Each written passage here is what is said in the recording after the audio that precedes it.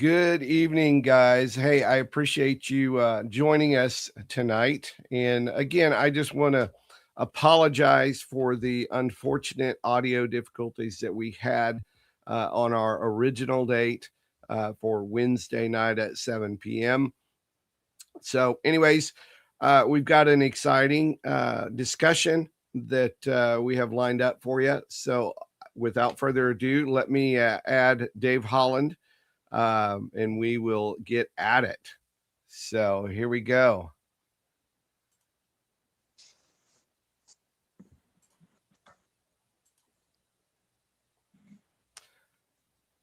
How you doing, Brendan? Good. How are you doing, Dave? I appreciate you coming on board and taking the time to visit with me and also with the audience. So, and first and foremost, most people know you. They don't know me, but they know that you're an author and historian. First and foremost, historian, new to authoring books and such. I wanted to take some time for you to share with us a little bit about your book and give a little bit of background, of what got you interested in all of this, specifically Guadalcanal. Yeah, thanks once again for inviting me on. I'm always happy to chat about Guadalcanal, as I think most people know. Yeah, I'll keep it short because once again, people come here to listen about Alligator Creek instead of me waffling on. That's a good Australian term about my books. But yeah, I've got one book here. It was my first book. It was published last year by Casemate Publishers from the States, and it is the Guadalcanal's longest fight. Probably can't see it there.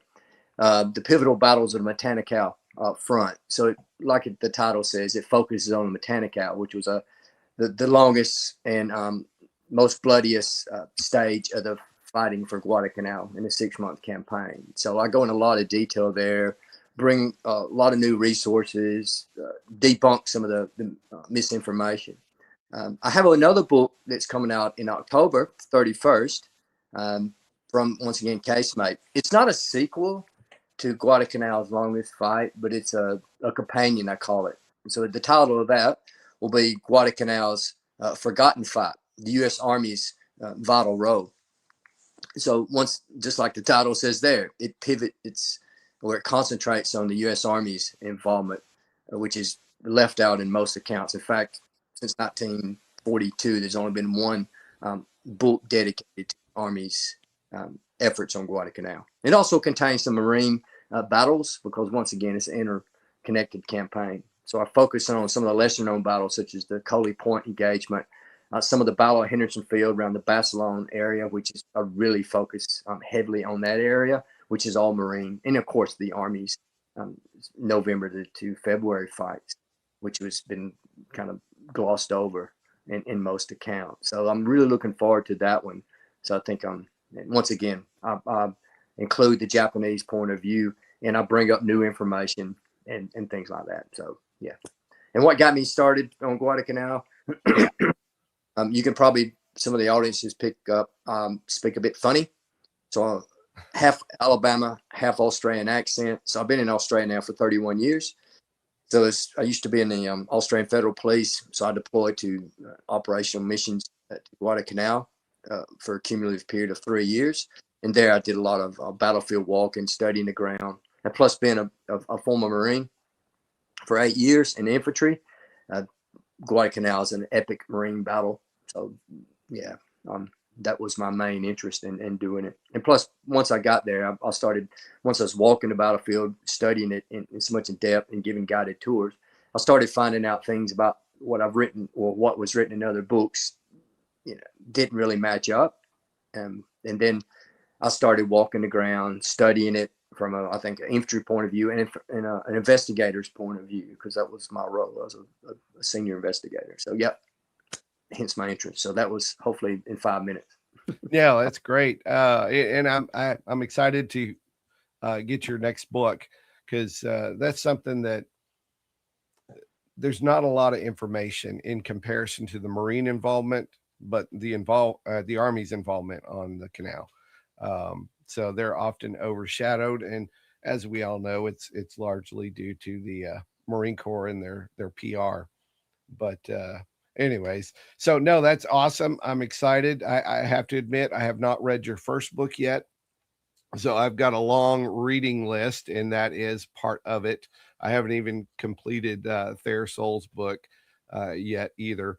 But The Google yeah, I'm excited. I've enjoyed it so far. So also, just a little background as to my reasoning for doing this little podcast or video is largely I've been collecting militaria for 30 years. And, we often see the uniforms and they all look alike. That's the reason they're called uniforms. And I've always enjoyed the uniforms, obviously. And I'm like, what sets these apart? They all look the same. And what really brought that to my attention was my wife. She's like, why do you have so many of the same thing? And then I'm like, yeah, good point. So that's when I really started to deep dive and do the research behind these artifacts and individuals. And so that's basically the premise of my channel here. It's to showcase the stories behind the artifacts or the uniforms and share what sets these individuals apart from, others. Um, Everybody has a unique story, and that's what I try to discover and share with you guys. So tonight, one of the key artifacts that I have that I'm wanting to share with you guys, I got it out of the collection of Tom McLeod, who is the First Marine Division Association historian. He's responsible for writing the newsletters. Honestly, I don't know if he still does that or not, but over the years, he developed relationships with all kinds of First Marine Division vets. And Tom has always had an interest in the Guadalcanal campaign as well, because his father was in the 147th Regimental Combat Team on the canal, severely wounded, and that was his only action. But that sparked Tom's interest, and he also got involved in um, part of the recovery of the remains of the MIAs and so on the canal. And he would make regular trips over there. So back to what I was telling you before, with the relationships that he developed with his involvement with the First Marine Division Association, veterans would give him stuff, or he had opportunity to buy items, artifacts, uniforms from the veterans. And one particular piece that has caught my interest ever since I first met Tom was a bugle.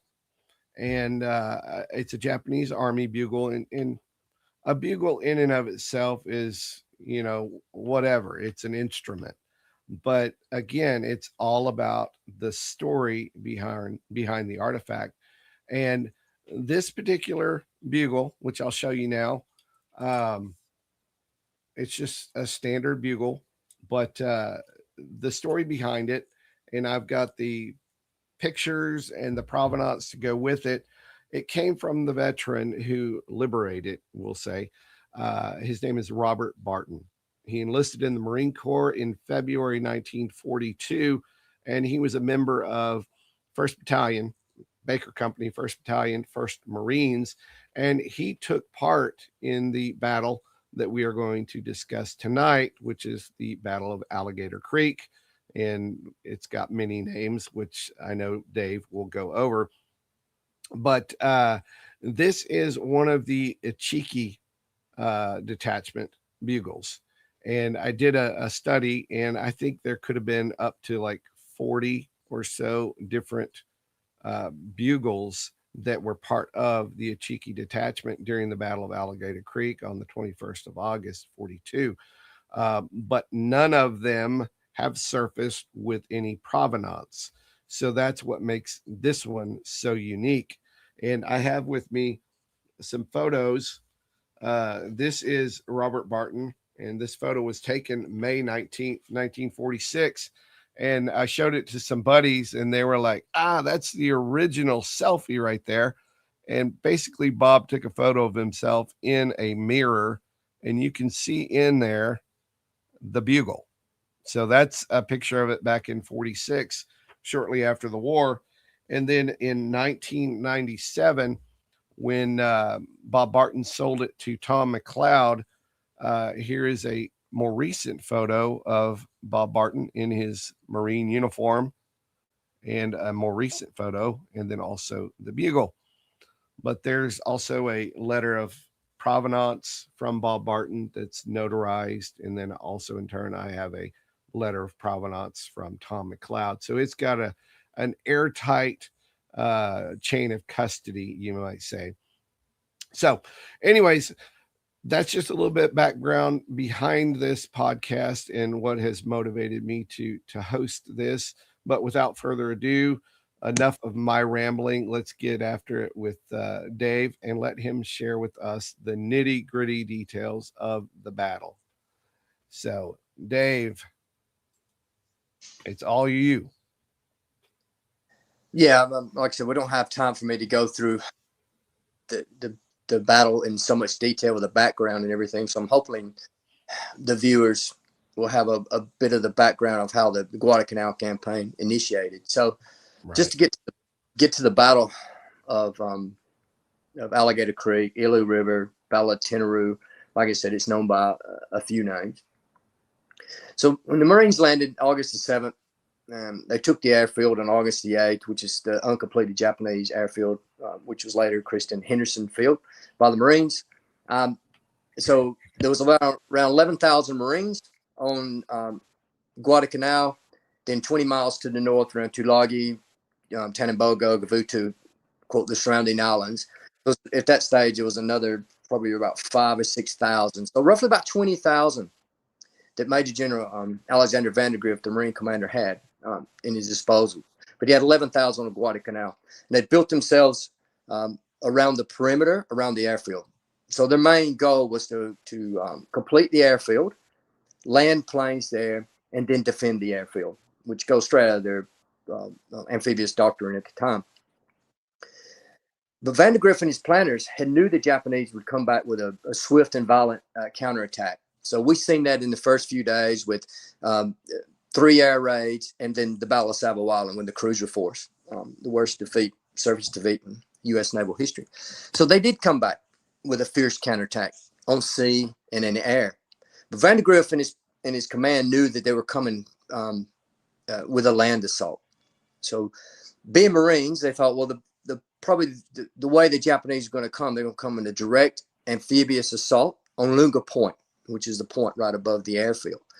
So he set his defenses up to defend against this. So the main defenses were on the beach, and then on both flanks, he didn't have enough Marines for a 360 perimeter. So the beach was the main point of his defenses, and then both flanks went south, roughly about 1,000 to 1,500 yards.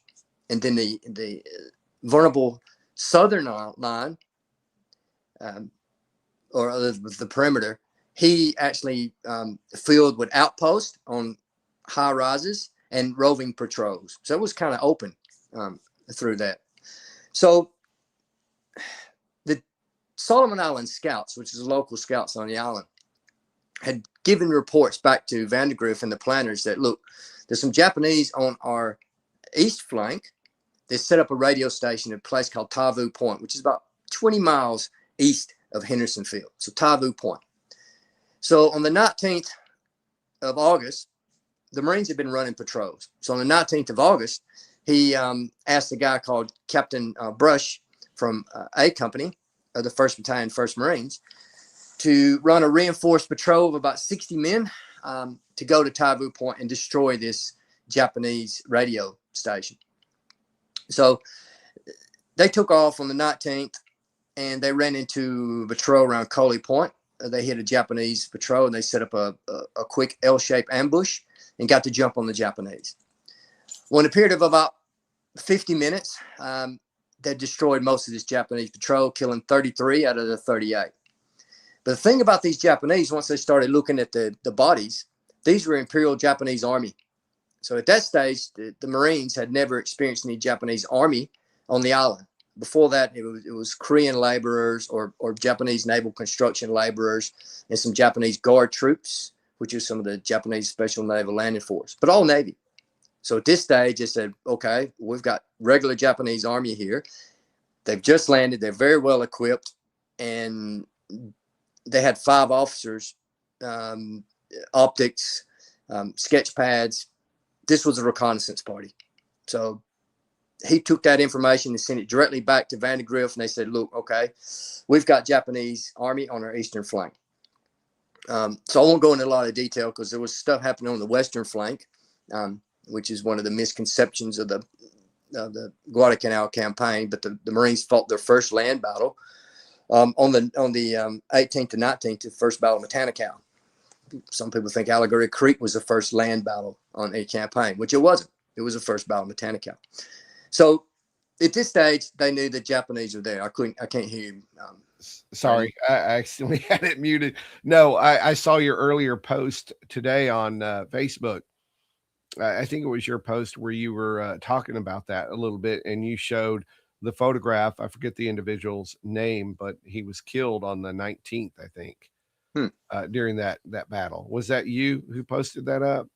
That's probably another site, but I've posted it before. It's Sergeant John Brannick. Yes, yeah. He was a platoon sergeant. They all Company 3-5. Yes, that's him. So that was the first battle of Tenaru, since it's in my book, Okay. which is, but anyway, now these Japanese that the Americans had encountered was Japanese 28th Regiment and a detachment called the Ichiki Butai, or the Ichiki Detachment. So I can't pronounce. Generally, it's Kiyonao, Ichiki, something around those lines. And I've heard different versions of his surname. Some people call it Iki, Ichiki, but I'll just go with the most popular pronouncement of it is Ichiki. So Colonel Ichiki was a typical Japanese infantry officer. In fact, he was highly recognized, very competent. He was an instructor. He was involved in a Marco Polo incident back in China. It kicked off the 37 war. I mean, this guy had been quite a number of places. And his regiment, the 28th Regiment, was a highly trained regiment. In fact, they were slotted to do the invasion of Midway, which was obviously they didn't get to land due to the American victory there. But these are highly trained guys, and his regiment was around 3,000, and of the 28th Regiment. So when the Ichiki detachment was heading back to Japan, they'd stopped at Guam, and then there they received orders. Look, jump on his ships, and you go to Truk, which was a major Japanese naval base, because the Marines or the Americans had landed in a place down south called Guadalcanal. So when the Marines landed, or the Americans landed, the Japanese said, look, we've got these guys. We don't know what it is. It might be an amphibious raid. We're not getting any intelligence back, because you got to remember the Japanese garrison had been overrun, including the radio, so they couldn't get any information back. The Japanese started flying planes over. They started popping up with submarines. You hear in the campaign that the submarines had popped up and shooting the deck guns and at the Marines. That wasn't just to harass the Marines. They were looking for information about what was going on. The Japanese that knew that they'd sunk a major, sunk all these cruisers, and the Americans had all these transports there, and they'd pulled out dramatically. So their reconnaissance flights and their air raids, they knew there were a lot of transports there. So they estimated there was roughly a division, at least 10,000 Americans that was there. But they knew they'd pulled out. They went to the Japanese army planners and said, if this was the Japanese army, how many men could you land in a day or day and a half? They said probably about 3 to 4, maybe 5,000 at the most. So they based their estimates on that. So the different estimates of how many Marines or how many Americans were on the island went from 2,000 to 7,000. They just didn't know. But the Imperial General Headquarters basically come up with a figure of probably about 2,500 Americans there. The reconnaissance flights were saying, look, we're not seeing much activity. They were left, they're stranded, they're just waiting for the transports to come back. they're demoralized and listless, is one of the primary accounts said. So the Japanese knew that they had to take this airfield back. And you hear some accounts, I'm reading some accounts, they said, well, the Japanese didn't really put much effort in it because they would have sent everything they had. Well, they did send everything they had land-wise, because at the time, they didn't have any land forces around that area. They had one detachment fighting in Kokoda, on the Kokoda track in nearby New Guinea, but they had no nearby land forces that could counterattack. So they started scrambling. And that's why they grabbed the Ichiki detachment or Ichiki regiment. It was coming back. They said, okay, we'll divert these guys. They notified the 4th Aoba regiment in the Philippines, get going. They had Kawaguchi, Major General Kawaguchi's 35th Brigade. Was supposed to be going into Port Moresby, New Guinea to reinforce those guys. They diverted them from the Palaos.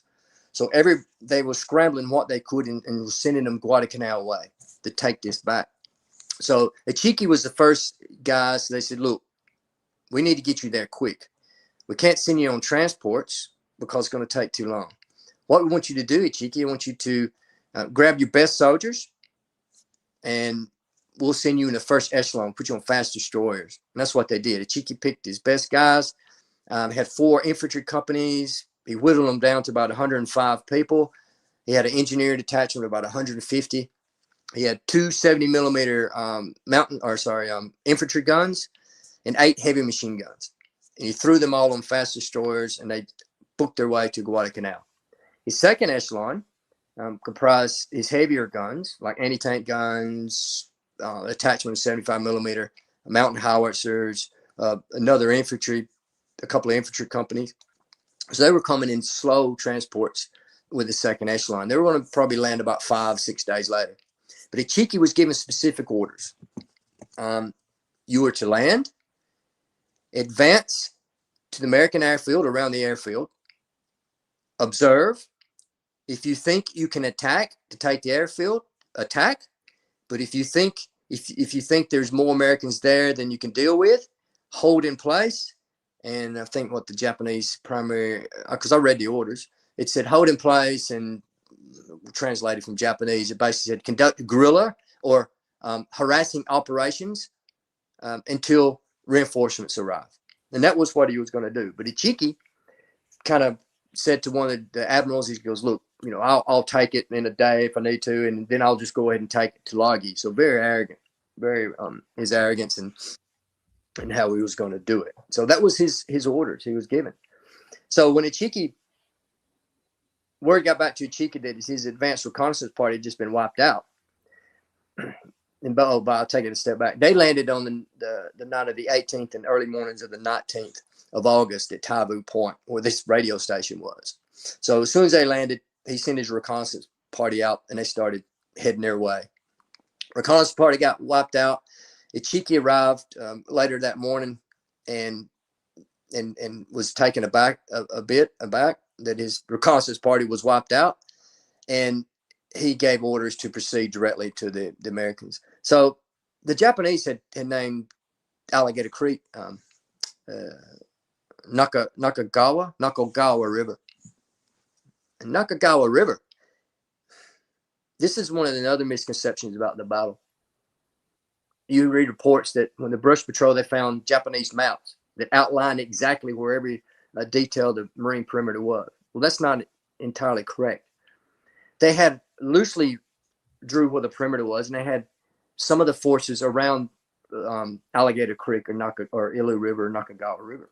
But they didn't expect the Americans to be that far up and in such with a defensive line. They thought they were closer to the airfield.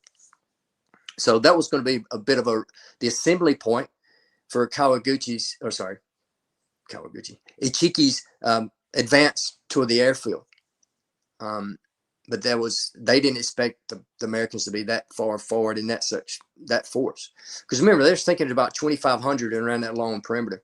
So they were going to hit them in a concentrated assault, use the Japanese infiltration tactics, and just keep pushing through, thinking that they would just collapse. He definitely did know that they were going against 11,000 Marines in an amphibious division of a modern combined arms. In fact, one of my arguments is the 1st Marine Division in August 42 is the most powerful non-armored division in the Western forces. But that's another talk. But yeah, they were dug in and ready to go. And that's what there's a lot of misconceptions about the battle. Another misconception is the Marines didn't know that they were coming. For the brush patrol tells us that, and they weren't prepared for it, which is not true. On the August the 14th, Colonel Cates, which is the 1st Marine Division or 1st Marine Regiment commander, had ordered the 2nd Battalion of the 1st Marines. When I say 1st Marines, it means 1st Marines Regiment. That's what the Marines use for the parlance for right designating regiments. So he designated, look, dig in. I want you to dig in on this flank and push your lines to 1,700 yards to the south down the bank, and then you wanted 1-1 to hook in with them in the tail end there. And then they started digging at bunkers, reinforced concrete log bunkers.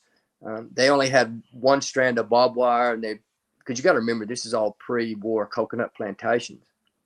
So they had barbed wire on the lines to control the cattle, because a lot of cows there, which another people don't think there was a lot of cows there. That was the Marines' reserve food source in case it got real bad. A few walked into, were ambushed. But I've read the 1st Marine Division order. It was from Vandergrift. He's like, do not shoot the cows. Yeah, there was accidentally walked into the Marine lines or whatnot. Yeah. But there was a reason. That was their last resort. The last Marines wasn't starving. They were hungry. Japanese were starving. But yeah, they a quick. I'll set the stage real quick, and then Ichiki's moving his way toward there. The Marines, it's built up their defensive. They've moved 4 anti-tank guns, 37 millimeter anti-tank guns. Because remember, these were covering the coast. They were using for anti-boat defenses. But they swiveled and put 4 over the mouth of the Ilu River. The only way you could cross that river at that stage was at the sandbar, because there was a pre-coastal road. It went through the government track, and it crossed the sandbar. And when the Marines were moving from Red Beach, moving all their supplies into the perimeter, they were using the Amtraks. And they would put 2 Amtraks in and had a collapsible bridge over the top. This comes in important. And they were using them as like a pontoon. And during the course of that, one of the Amtraks got fouled, and it was still sitting in the lagoon. So that comes into effect. But they took one strand of barbed wire from that pre-war coconut and stretched it across the mouth of the sandbar. So the sandbar at that stage, it's a tidal flow, but the accounts at the time said the sandbar was 50 feet wide and 70 feet long. And so it was very, very small area. So at this stage, Ichiki's moving in with his units, and they're spread out in his 4 companies or 5 companies, including the engineers. They're spread out, and they're moving down the coast, heading toward the Americans to do an attack. So this is where we're at now. The Americans, too, had outposts, at least 150 to 200 yards on the other side of Ilu River, combat outpost, their job is to be tripwires, so to speak, to see the Japanese and then report back. So this, now we're set for the battle. Yeah, and as you're describing, like the amphibious tractors or whatever that were in the lagoon right there, right off the sandbar, it brought to mind the scene in the Pacific, the opening scene. Since you've had boots on the ground and you've seen firsthand, prior to, I know, the latest developments or whatnot, where they've totally demolished the coconut grove and stuff. In your mind, how did they do as far as accuracy of how they depicted the opening stages of the battle? And are you talking about the HBO? Yeah, the HBO miniseries specific.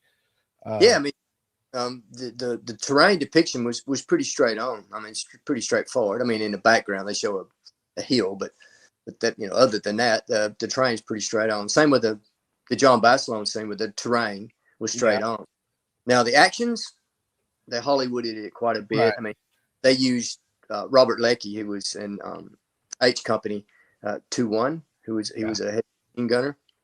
Watercool machine gunner. They used his great book, Helmet for My Pillow. But if you read the book and then watch the series, they go really outside the book. And they took but I can understand why they moved Lecky closer to the sandbar, because in reality, he was 200 yards downstream. Yeah, they So, did the same with Sid Phillips too. And yeah, not only did they show him on, out of position historically, but also they showed him on 60s instead of 81 millimeters, which is what he was originally on. and they were about 400 yards back. Yeah. But So, yeah, they had to show that. I could see why they did it. yeah. And maybe that's another episode. Don't get me started on the John Bass line. All over the place. Yeah, they did a great rendition of it, because it's easy up until about 3 or 4 years ago. It hadn't really changed much, so it's pretty easy to look at then and now and recreate. They did quite well there.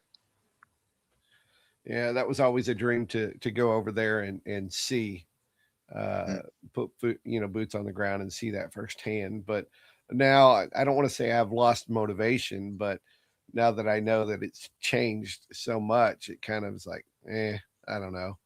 But one day I want to get over there.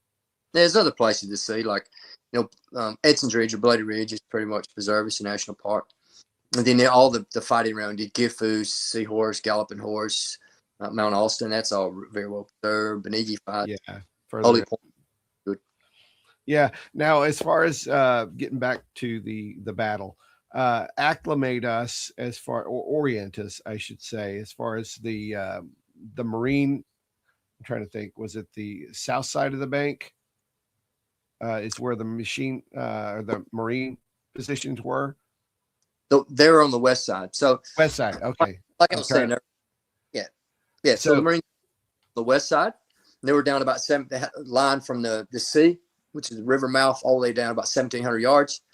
They had combat outposts 100 to 150 yards on the other side, the west side, with the side that the Japanese were coming.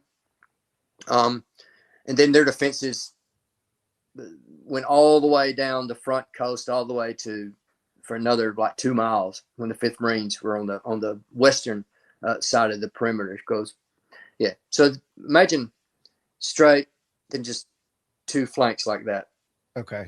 Alligator Creek was on the Marines' east flank, the refused flank, with the back southern end basically wide open, which you'll see in the Battle of Bloody Ridge becomes a bit very important. Right. But yeah. Yeah, and I know when the Marines actually did cross over with mid-morning, later in the morning on the 21st, where they kind of do the encirclement through the coconut grove. Back to my veteran Robert Barton being in Company B, 1st Marines. As I recall, he would have been on the farthest edge as they made that encirclement, and would have come out on the ahead at the beach side. Near they're very close to Block 4 River, and the real Tenaru River is probably another 1.5 2 miles further east from Alligator Creek. Because when they did the envelopment the next day, Beacon was the far right, and they swept up and to hook the Japanese. Now, as far as B Company's involvement on that second, or not the second day, but the following morning, later in the morning, who would they have come into direct contact with? Which of the companies, infantry companies, or would it have been the engineer? Not known. It's remnants, because that stage, all the assaults had been finished. The Japanese were running around like, that one Marine said, chicken with the head cut off. There was they'd lost all their cohesion. It's just remnants. So they would have all been mixed in together, kind of. Yeah, they're all mixed, and there was probably just some of the guys trying to get back, and some of the wounded, and they just who knows where what unit the bugle come from, unless you have. That's what I was curious about, if there was a way to narrow down. No. But just the fact that we know where it came from, battle wise, is cool, unique. Great relic. Yeah. So, and I have some other relics that I at a later date, whenever we get back together, that I want to showcase as well, that are Mitchell Page related, which I know you enjoy talking about. Mitch Page, most amazing Medal of Honor, in my opinion, most amazing Medal of Honor action in the whole campaign. Yeah, which I know I've heard you say it. Barcelona's kind of Medal of Honor incident kind of overshadows a little bit of what Yeah, because it happened did. a day or Page's a day after. Yeah. I don't want to get sidetracked, but Page actually gun from the hip and held a position by himself. Yeah. So anyway. Yeah. No, remarkable story, which we'll obviously get into at a later date. But as far as some of the other misconceptions, you had mentioned Jacob Vuz's part in this whole battle that you were going to share. Yeah. So Vuza, Sir Jacob Vuza, most famous Solomon Islander. I mean, he's a tough man. I have utmost respect for him. I served with his grandsons because I was an advisor to Royal Solomon Island Police when I was in the Australian Federal Police. And his actions scouting, and especially during the long patrol of the Second Raiders, were just outstanding. I mean, he was a tough guy, retired out of British Solomon Islands Protectorate Police Force as a sergeant major. So he's a tough guy. But there's been a lot of misinformation about Vuza's actual account. So my references actually come from two accounts by Vuza, his personal testimonies over a period of 30, 40 years. So they're very corroborated. That hasn't changed the story. It comes from Martin Clemens, who's a famous Australian, I won't say Australian, he was a famous coast watcher. And he was Vuza's direct supervisor. And he was there that night with him. It also comes from a couple of other reports. It comes from the division logs. It is a number of evidence to confirm this side of the story.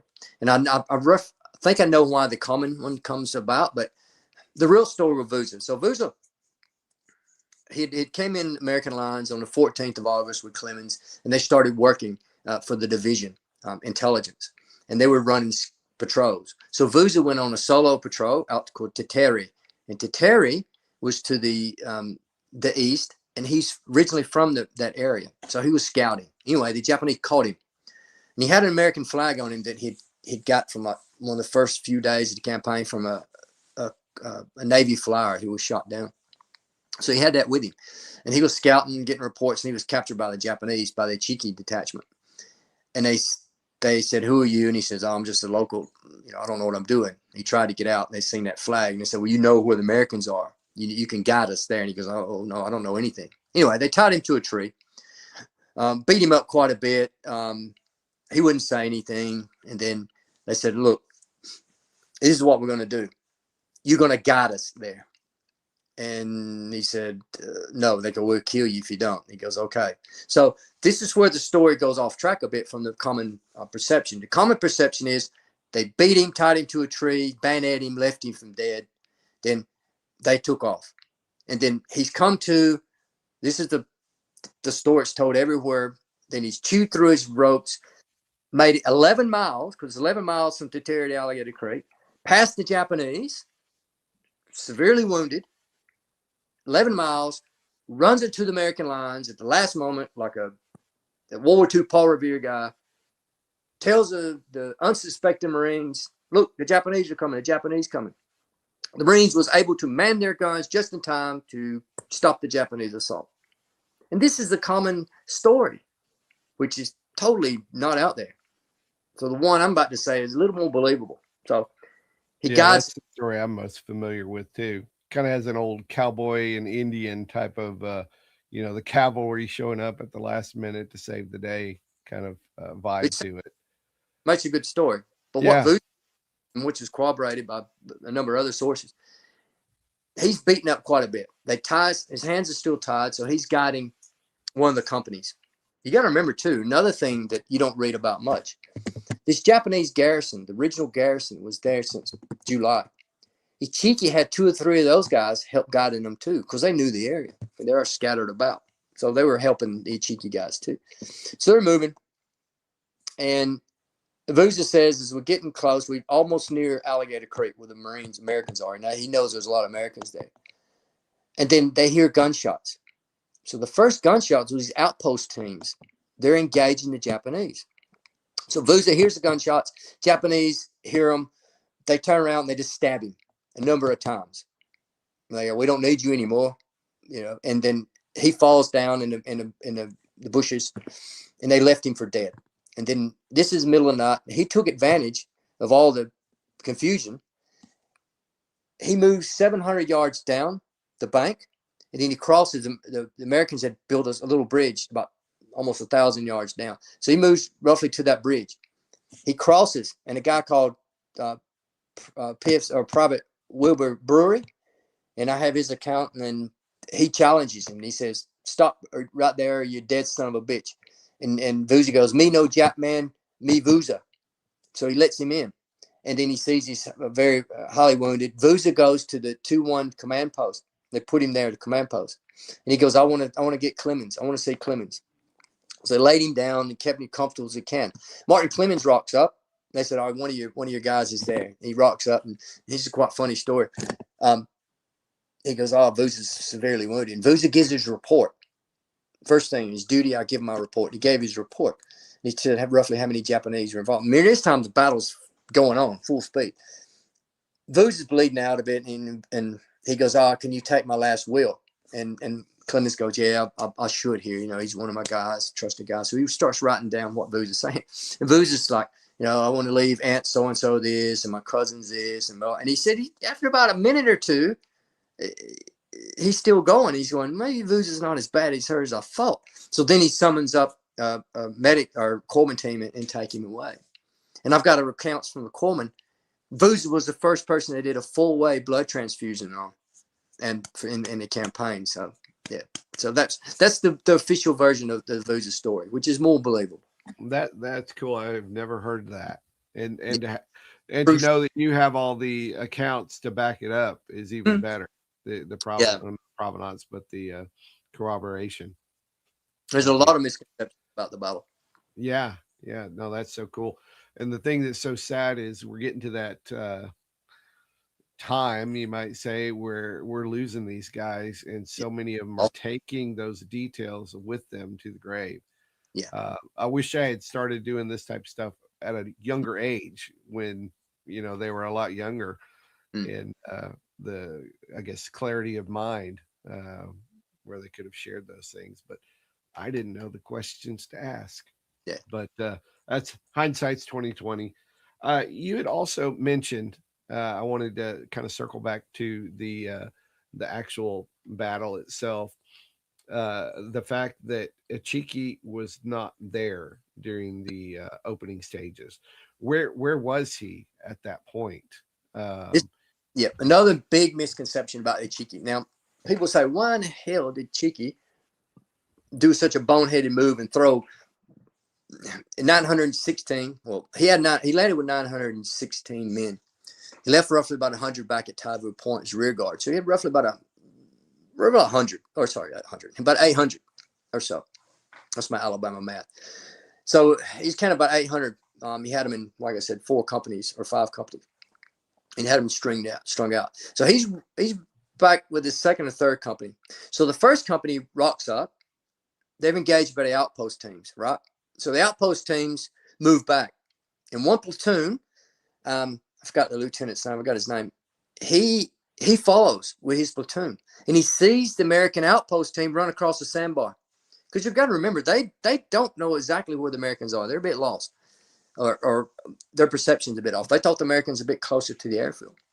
So he goes, "Oh, okay, we'll follow." So he sends his first platoon across. Most of them guys get wiped out. So the company commander is there, the second company, and he's going, "Oh, this ain't good."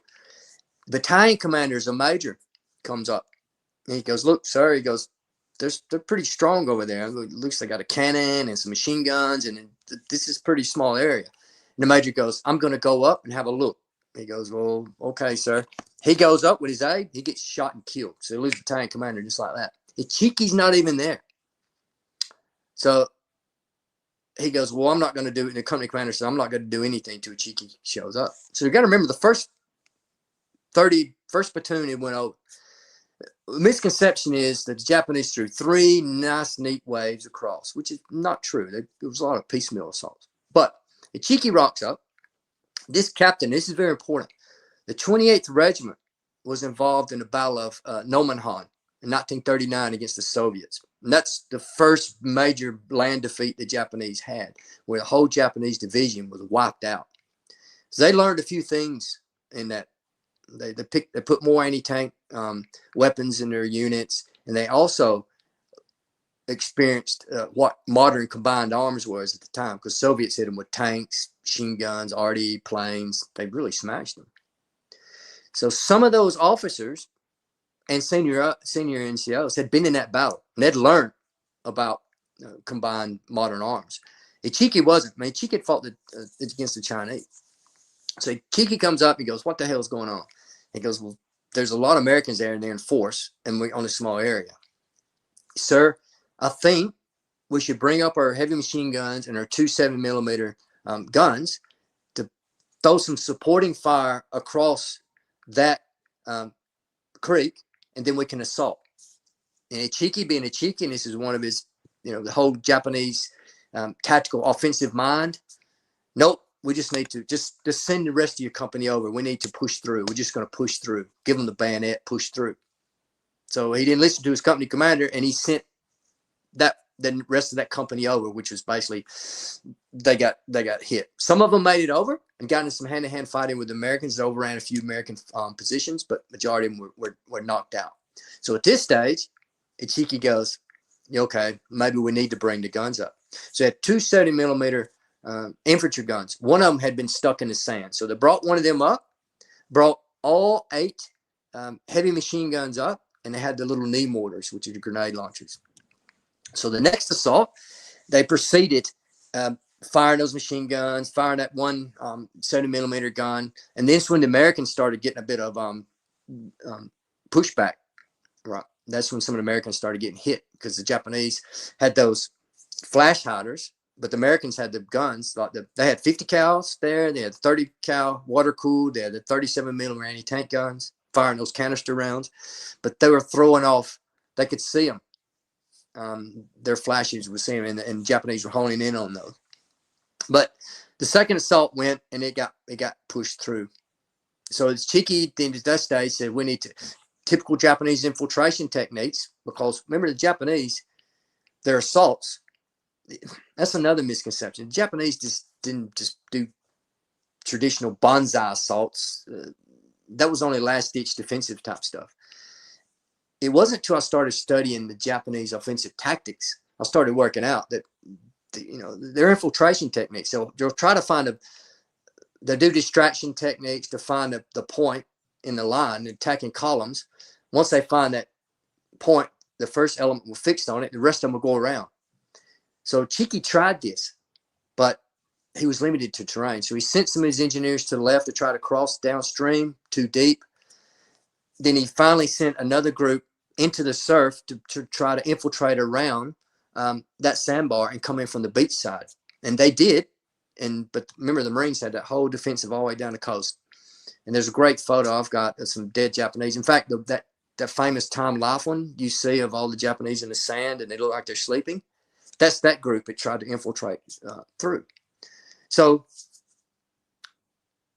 Ichiki was a boneheaded move, but if you look at it that way, you go, well, you can see it was kind of a meat engagement. He didn't even know the Americans were at that point, and they were already committed, and he tried to bull his way through without support. And then once he got support, then it wasn't enough, because they didn't know what they were going against. And I always said Ichiki learned his first and last lesson about the modern combined arms. Wow. And about Ichiki, we don't know.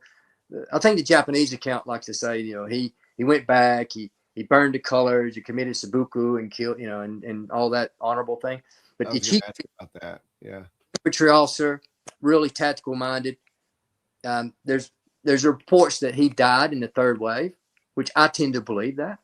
Tend to he died leading the third. They knew it was the last ditch assault.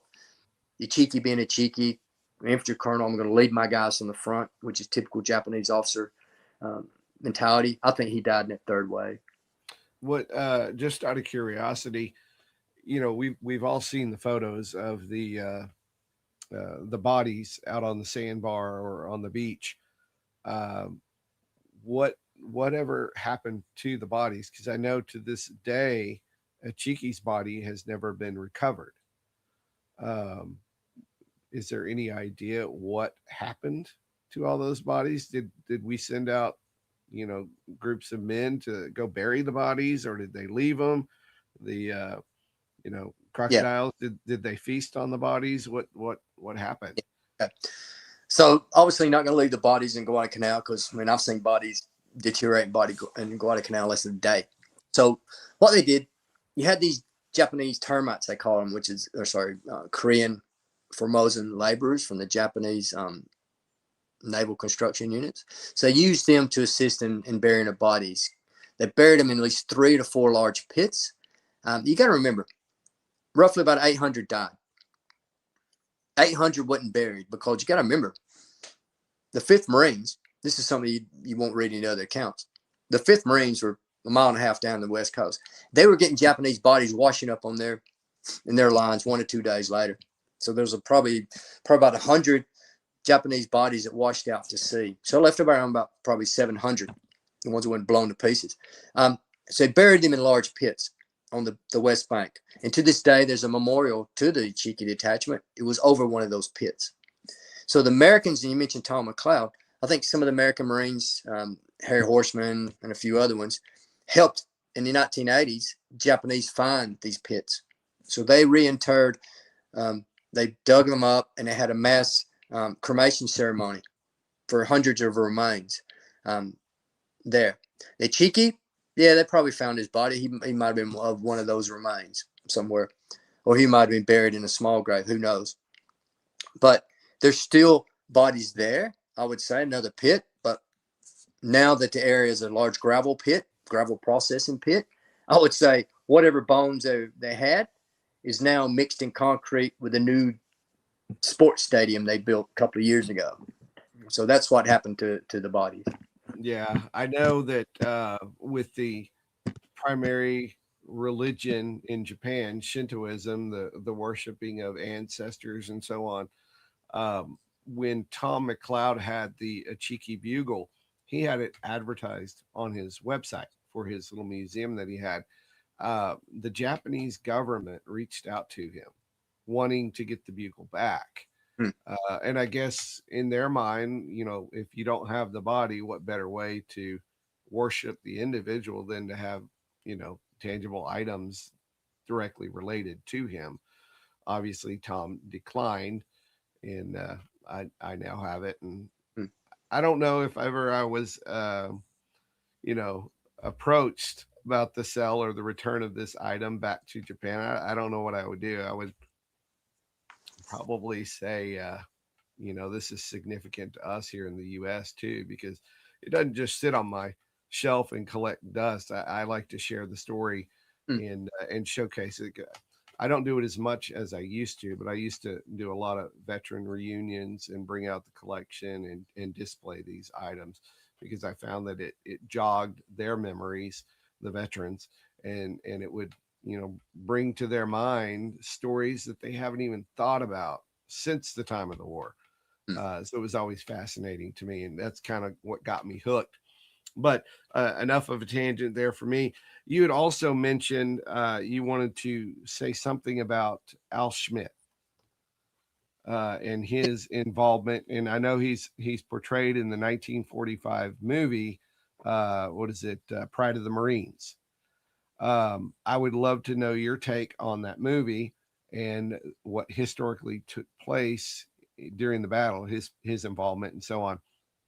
And just for our viewers, I've got some photos here. There's Al Schmidt shortly after he received his Navy Cross for his actions on the canal. And here's another one. He's dressed in his dress blues, his wife and their newborn baby.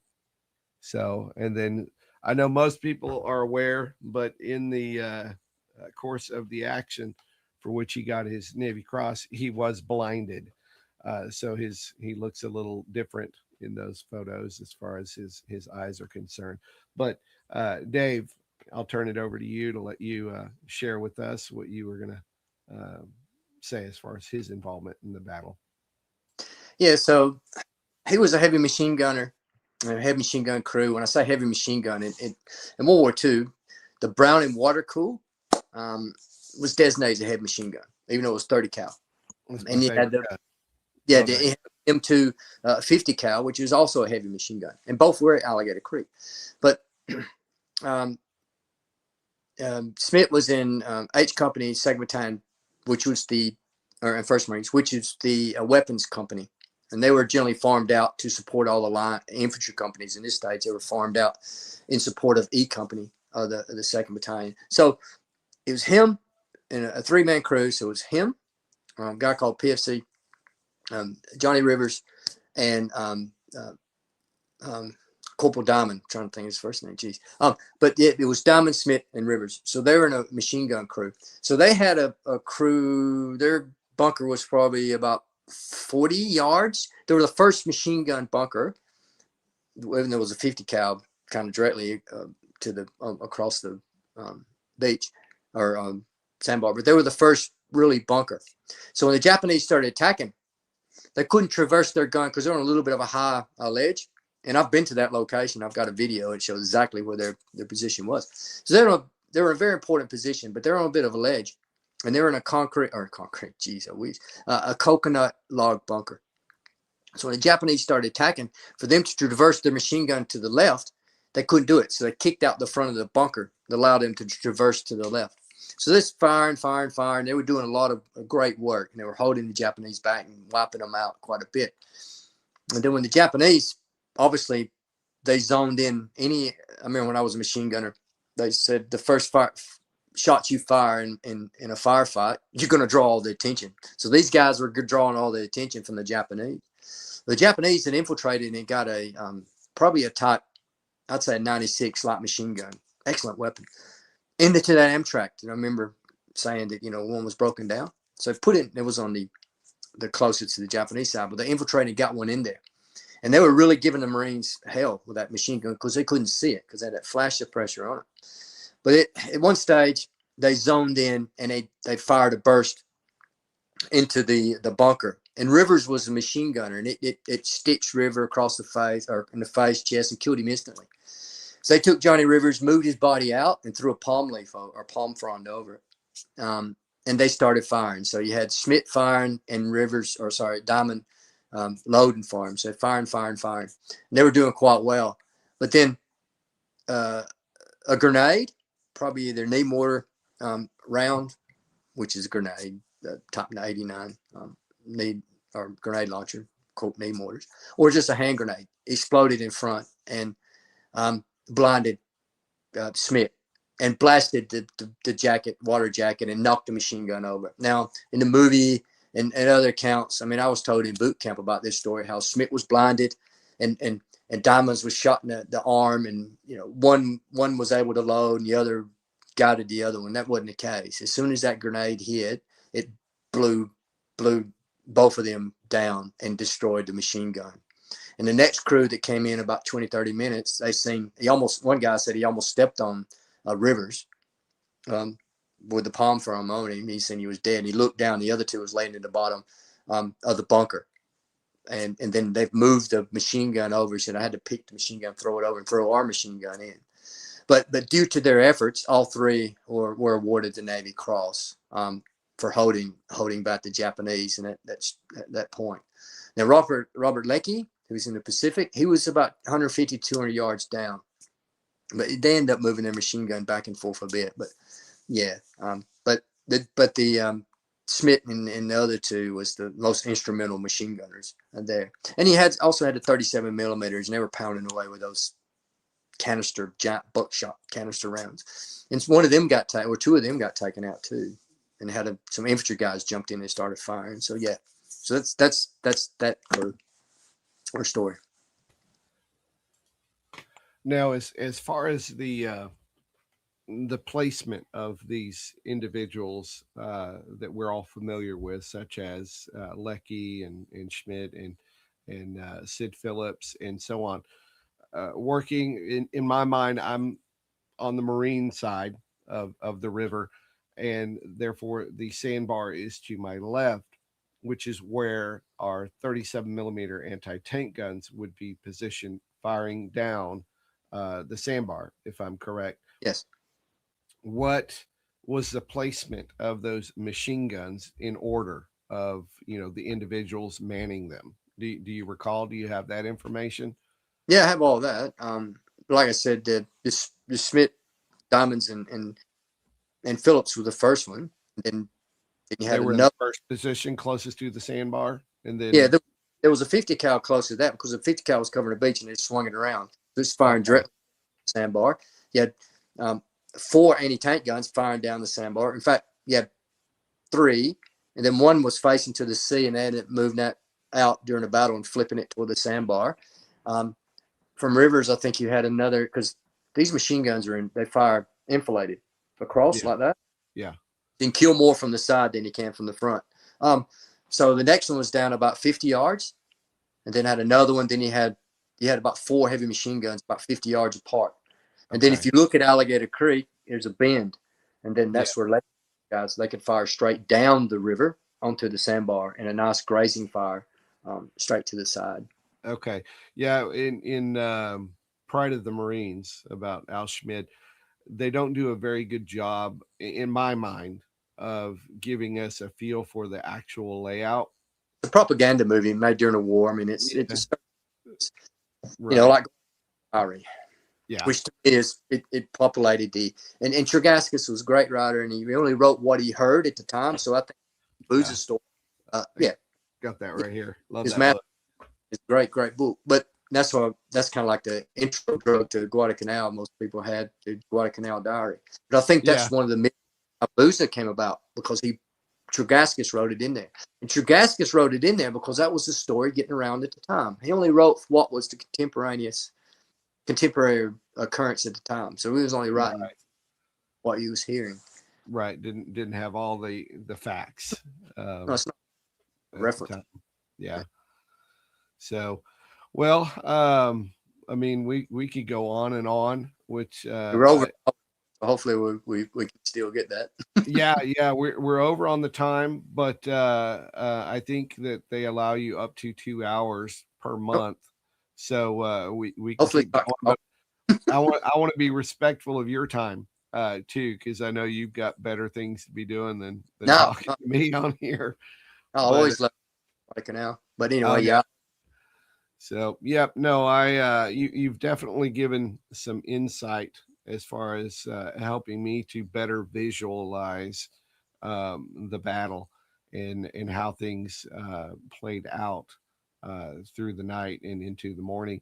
And I did want to ask one more question. I know later in the morning when they were doing the envelopment, am I correct in that the 1st Tank Battalion, I forget which company, but they crossed the sandbar? Is that correct?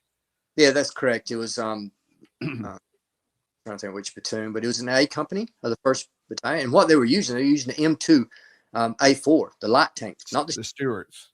No, not the Stewarts, M2s, which is different. The A company had a number of M2s. And that's another misconception, because people just automatically assumed they were Stewarts. So there was 5 tanks crossed. D's after not D's.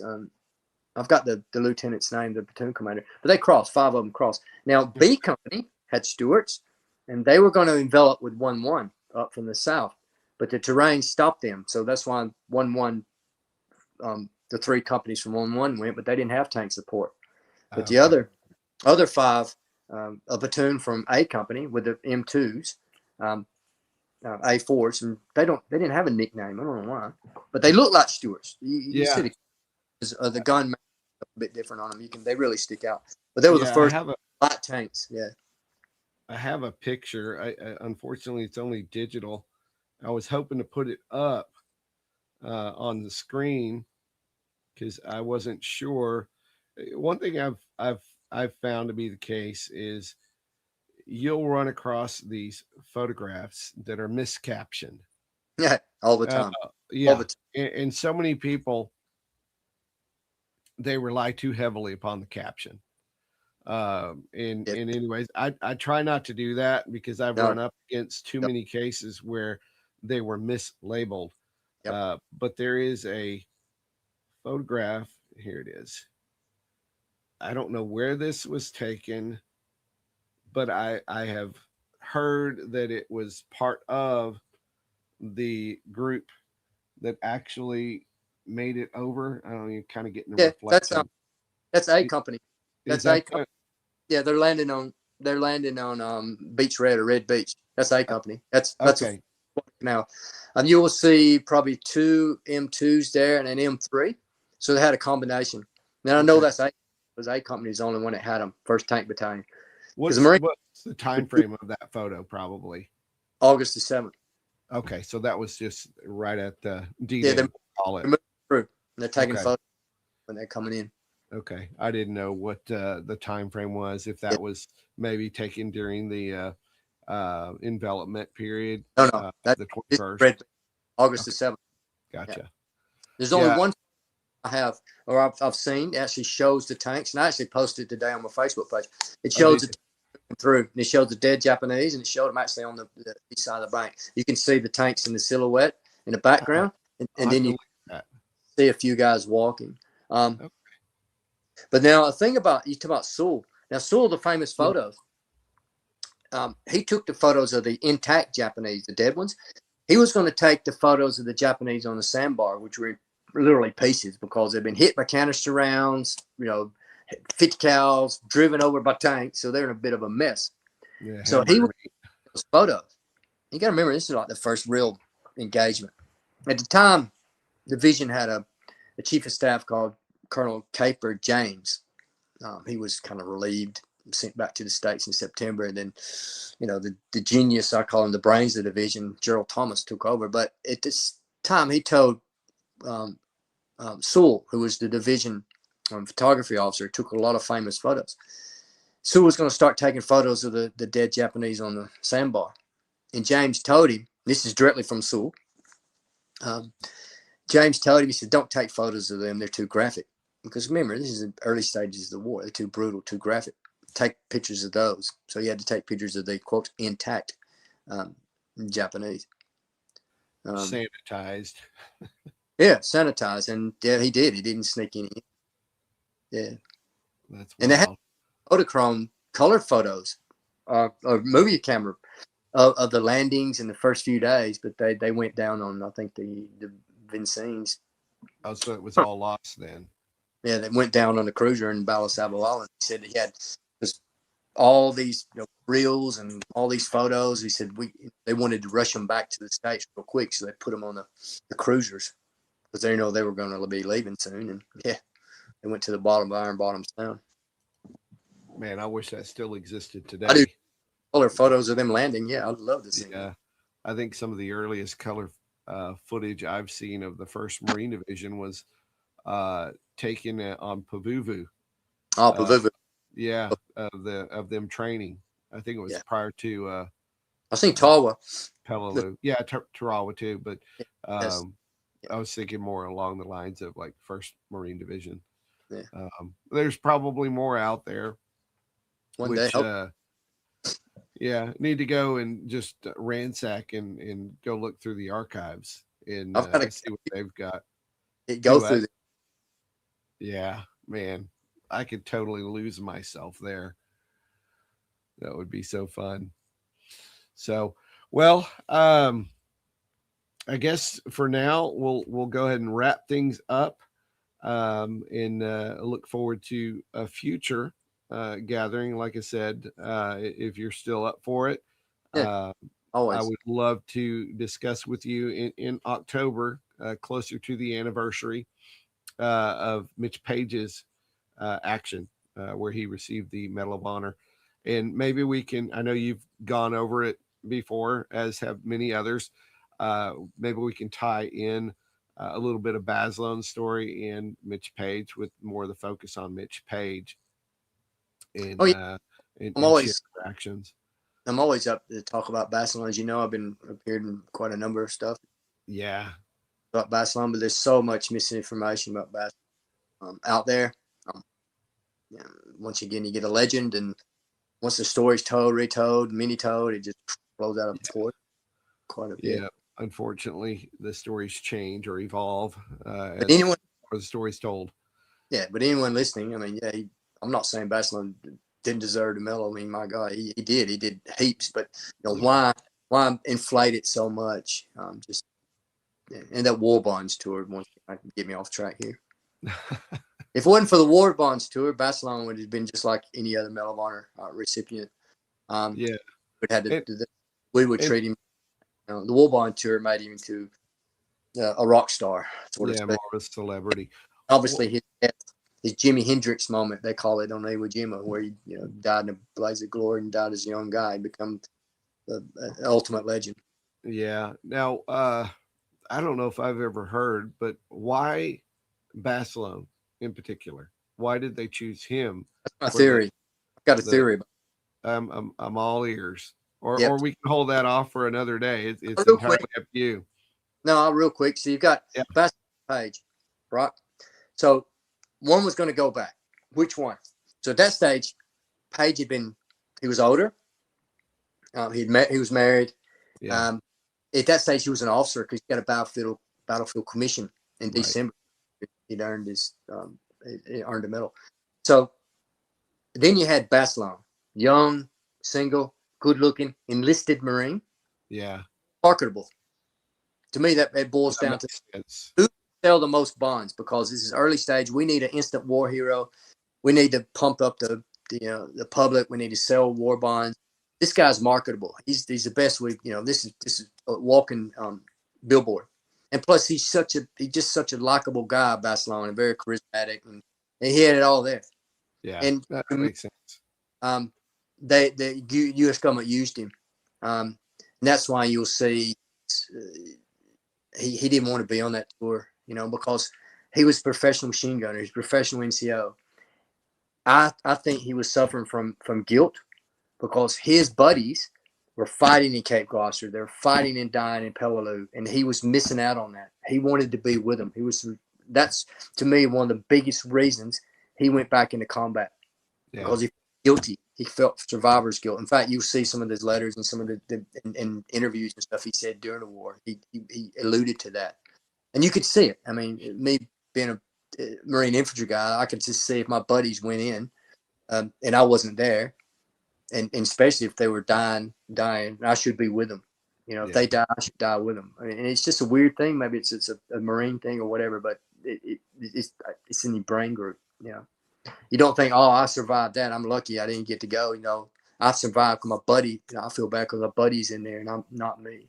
But yeah, it goes back to why they picked him. I think that was the reason why they picked him. But that's my own personal opinion. Yeah, no, that makes perfect sense. I'll leave you with this. I don't know if you've seen it. If you haven't, I will send it to you. There is a video of a homecoming parade for Mitch Page. Oh, I haven't seen that. That'd be cool. And it's really grainy. It's not very good quality, but still, it's a cool one to watch.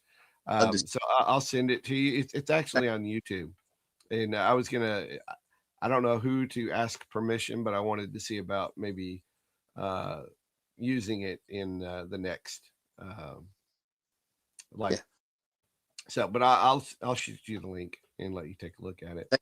So, seeing it. But yeah.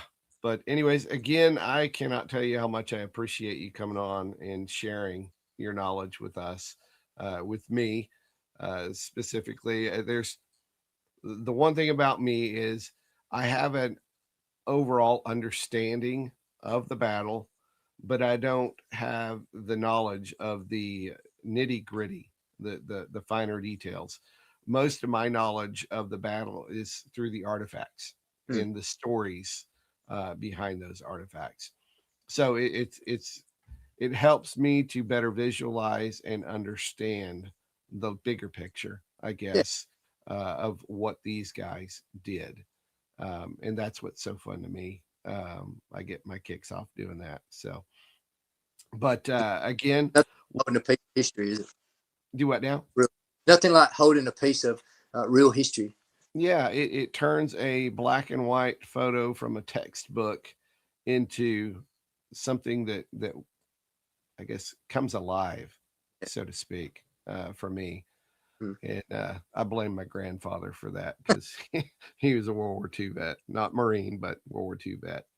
So, but again, I appreciate it. We'll coordinate for future corroborations.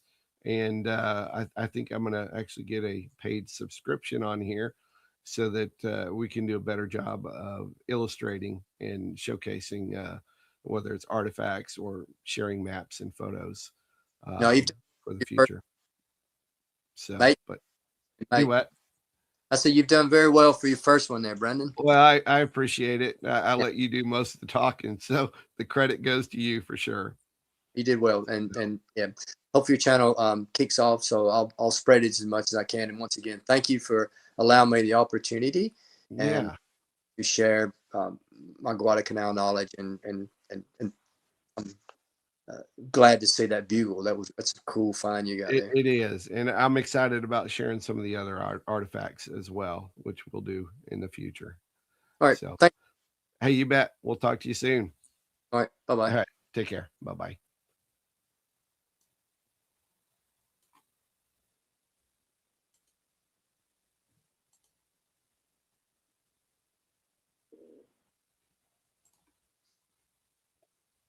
You can tell I'm a newbie. I'm trying to get rid of your picture so I can close this out. You're still running live. I know. I'm trying to end. Oh shoot! Here we go. There we go. Anyways, hey guys, I apologize for the kind of the rough ending here. I'm a newbie, as Dave pointed out, but again, I appreciate you guys coming and joining us. This was a fun experience for me to have Dave on here and to learn from him and his knowledge. And as I've stated, him having boots on the ground so often on the canal, um, he has the best perspective, in honestly a lot of cases probably a better perspective than the historians that have written a lot of these books, because I know those guys, they have not seen the ground, they've not walked it, and we'll say experienced it to a certain extent. So, but anyways, you heard Dave and I talking. We are going to corroborate on a future live stream. The topic's going to be focused more on Mitchell Page, but we are going to share some details about John Basilone and just the similarities between their Medal of Honor incidents and their actions. So until then, I appreciate your support, and I look forward to bringing more stories to you guys. So, as I always say, if you want to hear or see more content like this, please like and subscribe. And don't forget to turn on the notification bell so you will always be aware when a new video drops. Until next time, I'll catch you guys later.